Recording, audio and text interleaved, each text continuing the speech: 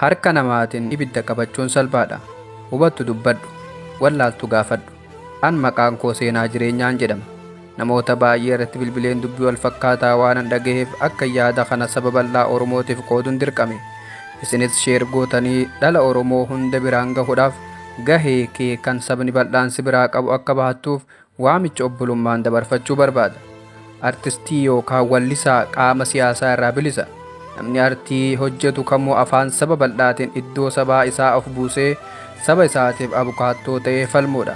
Gaddaa fi gammachuu keessatti argamee miira saba isaa kan ittiin ibsu yoo ta'u, artistii jechi jedhu akka dhuunfaa kootiin hubadhutti jahan qaamolee miira namaa ta'uun nu tajaajilan jedheen hubadha.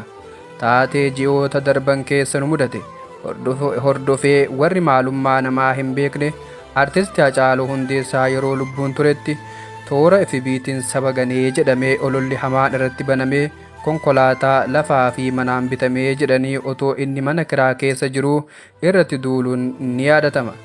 Artistii Hacaaluu Hundeessaa waan ofii isaatii of irratti hin beekne tokko ati akkana ati akkas yeroo jedhamuun obsee taa'u itti ulfaatee callisee ilaalaa bira darbuun itti cimee garaa of dadhabee karaa hawaasa yookaan saba bal'aa ittiin qunnamu mijjeeffatee OMN irratti gaaffii gaafatameen haala keessa jiru hundaa saba isaatiif deebii laate.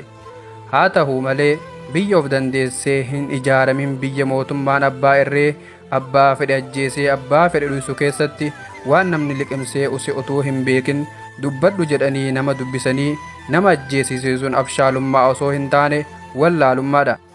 Artistii Hacaaluu Hundeessaa barumsa qabu otoo saba isaa barsiisee hin quufin olola namni irratti bananiin aareef wallaalee kabajaa fi jaalala saba isaa qabuun iccitii garaa isaa keessa jiru baasee lubbuu isaa qaalii aarsaa kafalee darbe. Harka namaatiin ibidda qabachuun salphaadha akkuma jedhamu warri ofiifuu bireekiing niiwus jedhee sobaan mana ijaaree diigutu har'a gootaa fi xiinxalaa jabaa of fakkeessee ololaaf arraba qaratee ruuza fi bargar quufee saba biyya keessaa diina waliin hudha wal qabee hayyoonnis itti hidhamanii hiraarfamaa du'aa fi jiruu jidduu jiran kanaan dubbadhu gantuu hattuudha jedhee nama komata. Artisti Galaanaa Gaaromsaa artistiidha malee deeggaraa dhaaba siyaasatii miti. Wallisuuf fi siyaasaa xiinxaluu wal hin gitu. Wallisaan sabaaf sagalee tahee gaddaa fi gammachuu saba isaa ibsa malee abbaa aangoo tahee saba hin ganu.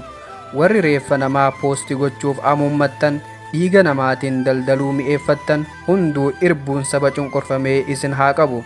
Yoom beekte dubbadhu, wallaaltu baradhu.